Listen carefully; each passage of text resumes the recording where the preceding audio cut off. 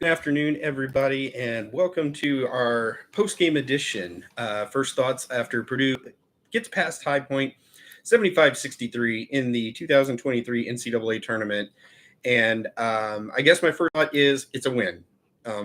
As we've learned over the years, as Purdue fans, none of these can be taken for granted at all. So, you get that W. This was another game where Purdue led by double figures at halftime, had a double figure lead for a good portion of the second half, but let it slip down. And High Point, I believe, had it to 3 at one point, and they had the basketball, and things could have gone pretty disastrous. But Trey Kaufman-Wren hits a couple of shots inside, and Braden Smith gets a nice three, and Purdue was in control from there.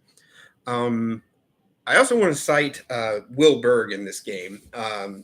Here's a guy that has not done a whole lot. He's had a lot of DNP coaches' decisions over the course of the Big Ten season. Former starter at the beginning of the year, and he had scored 12 points in 22 games against Big Ten competition, the 20 in the regular season and 2 in the Big Ten tournament. He comes in today with TKR in foul trouble in the first half and just gives Purdue some really, really solid minutes. Finished with 4 points, which even 2 points from him is found money, really. He's just not a big scorer. Got the big basket right before halftime. Got a couple of rebounds. Played some really strong defense, I felt. Missed the front end of a 1-and-1, but, I'm not going to fault him for that either. But, yeah, it was I got to give it up to Berg. Berg had a very, very good game. Camden Heide as well off the bench. 11 points and 10 rebounds.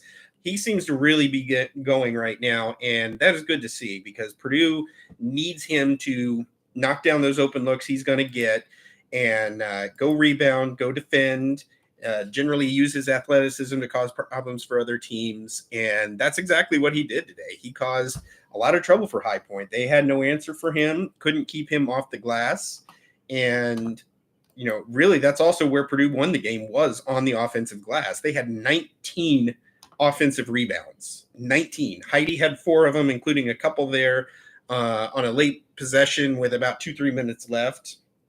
Kaufman-Wren 4 offensive rebounds. Berg with an offensive rebound. CJ Cox with 2 offensive rebounds and a nice putback. So this was a game where Purdue wasn't shooting well. Their initial points, their initial shots just were not going down. But you get 22 off the bench, you get 20 second chance points, and you're going to win a lot of ball games regardless of how poorly you shoot. Free throw shooting also left something to be desired, especially TKR.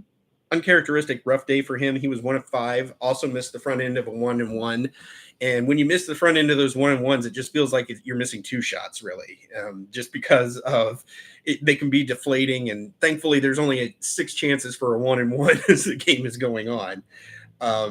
Another game also where Fletcher Lawyer felt like he was kind of handcuffed a little bit. He only finished with 8 points, only got 1 3-pointer off. 6 of his points from the line, though, as Purdue was trying to salt the game away. And so he contributes, but contributed late. Another big contributor, Miles Colvin, who, goodness, that dunk that he had late in the first half that helped Purdue get the lead up to 10. Ooh, my goodness, that is the type of dunk that will get a team going. And it's really what Purdue needed at that moment. And it was good to see him get that. But overall, as I said earlier, it's a win. There's nothing you can complain about when you win an NCAA tournament game. I don't care who you're playing. How many times have we seen Purdue over the years lose a game like this? You've got Little Rock, you've got Cincinnati, and let's just be honest. Even after last season, there is nothing that Purdue can take for granted when it comes to the NCAA tournament. And High Point's a good team. They were hitting their threes. They hung around, and that's a team that was capable of pulling the upset. It was Purdue's rebounding that made the difference, and general toughness, really. And so Purdue will be moving on. They'll get Clemson or McNeese. Really don't have a preference in either one of those teams right now because regardless, it's going to be a tough game. You don't have easy ones. Purdue won by about 40 last year in the second round against Utah State, but that's extremely rare. You can expect another tight game against a very good Clemson team or McNeese, who is just your typical 12 seed that pulls the 12-5 upset. So we will be around on Saturday. I know we don't have a tip-off time yet. Casey is in attendance in Providence. I will be down in Miami, but I'll be keeping an eye on things via laptop and phone. So we do thank you for listening to us. Thank you for reading us. We appreciate all of our subscribers. If you're not a subscriber, please come and subscribe, support Jace, support Casey and what they do. It allows them to go to things like this. It allows Casey to be at these events. And he does tremendous work. I cannot praise him enough for the work he puts in. And the same goes for Jace, too, covering recruiting, being in there with Purdue football. They do a fantastic job. Also, be sure to visit our sponsors, Reindeer Shuttle, because driving to the airport sucks. And also go to SeatGeek.com and use code BoilerUploadRivals, and you'll get a discount off your first purchase.